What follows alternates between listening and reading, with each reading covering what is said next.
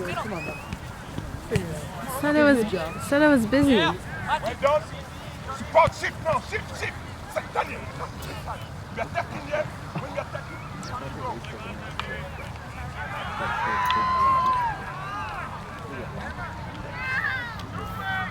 and stop there. That's ball. Team will score. Bring this game now. Goalkeeper ball. Wait. I want you to be focused now. Can we apply a green team? Get your shape. How to support. How to break some line. Play. Daniel.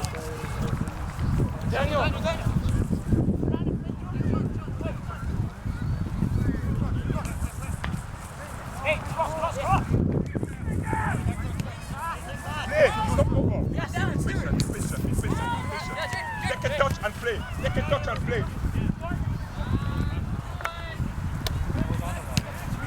Get that ball to the right side.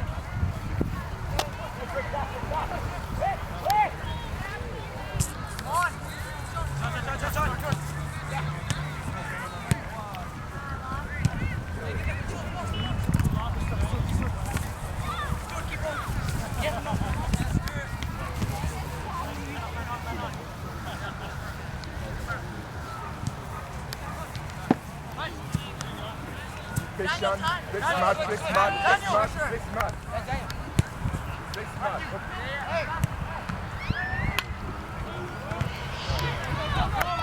Let it go!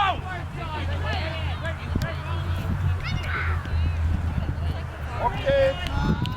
Hands down, come in. Well done, Rod. The cones are there. Oh, yes. We'll be able to figure out which one it is. It was on the outside of our yard. Well, the cat doesn't listen. Okay, guys, come.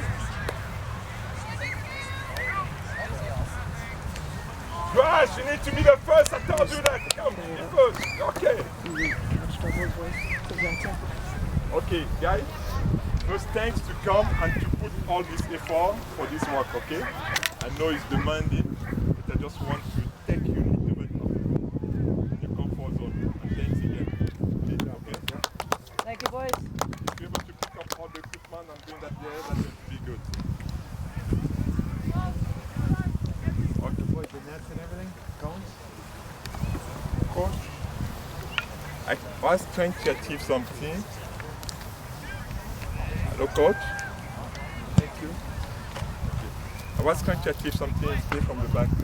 With youth players, we always notice that they want to follow the ball. They're not patient. The first thing that I recommend to each one is a process of learning for the player and for the coach. When we start to do this, I let them play first.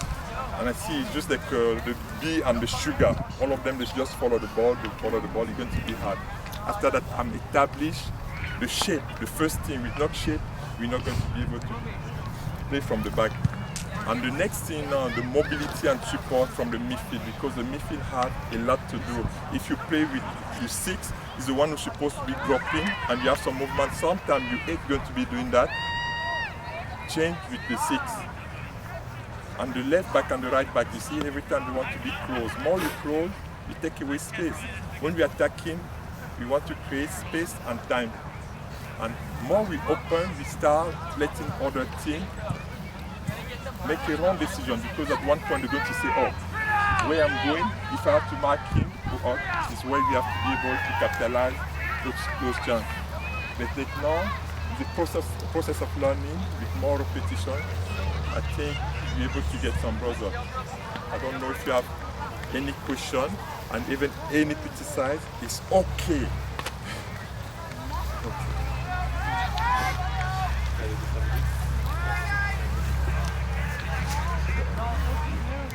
Question? I don't have a question. You want me to ask a question? Oh, if you want to ask a question. What's your height? You're waiting for a question. I don't know what to ask. I agree with all your points. You got to get wide, and but I like your process first. not targeting everything at once. Not saying, okay, why aren't you supporting? Why aren't you getting wide? But establishing one step at a time and first talking point, make sure they get that, and then get into the second talking point, and then get into the third talking point, so they can achieve, rather than trying to get into everything at once and confusing the heck out of these children. Very important. Very good point. You know, And so when I you're doing like it on that. the pitch. Right. So I hope everyone understands when Patrick says shape, and Julio's mentioned shape. Everyone understands what shape is, because that is the key. If you don't get that right, I don't care what topic you're trying to address or what you're trying to do, it will be very difficult. And at the same time, I mean, are you trying to get them to move with the ball, or are you trying to get them to move the ball? Because in situations we were noticing a lot, is that there are too many of the players are trying to carry the ball too much, instead of trying to allow them to do all the ball to do the movement. That's going with the principle again. Identify when to keep the ball and when to pass the ball. No, if you have your shape first, with not pressure, if you don't have no pressure, what are you going to be doing? You're going to pass the ball or you're going to carry? If you've got no pressure, Yeah. you're going to carry. Okay, if you don't have no pressure, you're going to carry those balls. But if the pressure coming, you tease him. When you have this ball, you tease some player. If he's bite, now you're passing that ball. Yes, this is why I was saying you have to be patient. And I don't like to say that, but I'm going to say I don't like to see players play with one touch in the central area here. It's crucial. At this age, take your first pass, secure, second, you pass it. But every time you don't even know, you don't scan to see what's going around you, you just want to play with one touch, you give those balls away. Does that make it?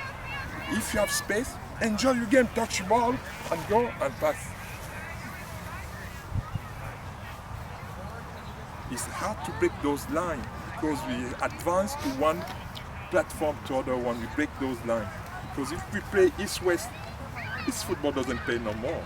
East-west is how can we break those lines, and when we break those lines, if I give that ball maybe to Lord there and I stay here, it's not good enough. Because we don't have no number, but if I give that ball to him and I'm stepping here, manage to play and Shane. Now we have some number, we're going to be able to go. So what are we talking about? You bring it up, Patrick gives you an example. What are those called? What are you talking about? And this goes for every age that it's here. I'm going to go a wide variety. Okay, but what is that? Support. What is support? Teamwork. Teamwork, movement. Okay, but there's just key things. So we're talking about shape and we're talking about certain aspect of the game here, right? What Patrick was talking about.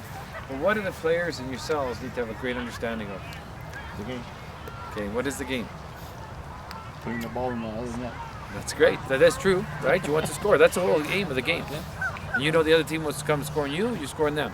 So now to achieve them, okay, you're describing some of them. Possession. What are they called though?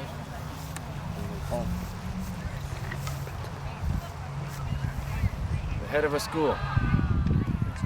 Principles of play. And honestly, coaches that go across the country and they say, oh Sean, you know, what kind of player do you want? Listen, don't get me a left back, don't get me players who understand the principles of play. And a role of a youth coach, if they understand the defending principles, the attacking principles of play, you have done the business. Because then the system, the shape, how you wish them to play, the principles are there, obviously the technical basis, yes? Once they understand the principles, now can we go and do this, for sure. For sure. But people want to go ahead. Oh no, what's the system to play? What do we have to set up the system? Yet they don't know where to move. They don't know how to move. Julia talked about angles, distances. Those are all principles of play. That can start at a very young age. There's a reason why UH should be 4v4. Why? Because you have a diamond you can make, you have two triangles. So instantly at 8 years old, 6 or 7 years old, they can see there's angles. And now they don't get that this is right and everything right. But again, you're starting to implant in them, can we have the principles? Even though you're not going to describe that to them because they don't even give a flying leap, right? What you're talking about. But that's where you start planting the seeds. And this is where I take you back to your point you said to me earlier. If you start to have teams that play good football, and the results don't always come because you try to play good football. You try and play this youth football, when Patrick's saying they're going to take a touch, you know what? They will make mistakes. Now what's our attitude? Okay, ball up and goal. Don't ever play it out of the back line again. We just kick it. Right? We just kick it. Well, that's not development. And again, we understand that's not easy. because we know it's going to be. But again, if you install the right principles, and you install the right programming all the way up, and parents can see good football. The most ignorant of eye can see good football. Look, they pass, boom, boom, boom. Good? So that's the keys to it all. When you see him, he puts on a face, okay, well, now you have to understand the principles. Did the boys understand to go stand? They understand, but did they have a great understanding of principles? I'm not hammering these boys. Their attitude and effort is fantastic. That could be in Toronto, Vancouver, I don't care where, coast to coast to coast. And we'll have the same issues because we don't have a solid understanding of the principles of play. And that's what our role is. And let them move on to the higher levels. And then if they have that, really. And you want to say? Yeah, I just hope you guys kind of took a look at how both Patrick and Julia stopped the players, how they got in the play right away. They showed them a couple options, they let the players show them a couple options, and then they had them do it right away, right? So if you're going to stop the play, get right in there right away, do your coaching point, okay? Show them how it's done, let them demo, and then let them play and let them do it right away, right? So they do a fantastic job of that. That's kind of how the players learn a little bit better, because you're not just talking at them, you're showing them they can do it right away, right? Yeah. Do you guys have anything else for them? No, in addition to that, I can remember back in the day we had a coach that he would stop. We trained for 3 hours, which is way too long, in the hot sun on the turf, and we were dying. We wanted to kill him. We were actually planning and figuring how we could do that. Anyway, that's a whole different story we could talk about later. He used to stop the practice, and he was giving instructions to the wingback here, and the forwards up here, and he has no idea what's going on here, and he'd be there 5 minutes. And I would say probably about 70% of the team that was on the pitch had no idea what was going on there. And I would have, and in this modern day football where it's total football, you would think that I should know what he's saying to the fullback, considering that we're connected as one. So in a way, to extend that point, I think it's ideal that if you're giving an instruction to one particular player, let it be that as many players as possible is also hearing that instruction. Yeah, for sure. Good? Good. Well, we are going to go up 113A Street. And if you turn left on 137th Ave, there's a BP's up there. We're going to clean up first, but they are expecting us, so if you guys head out.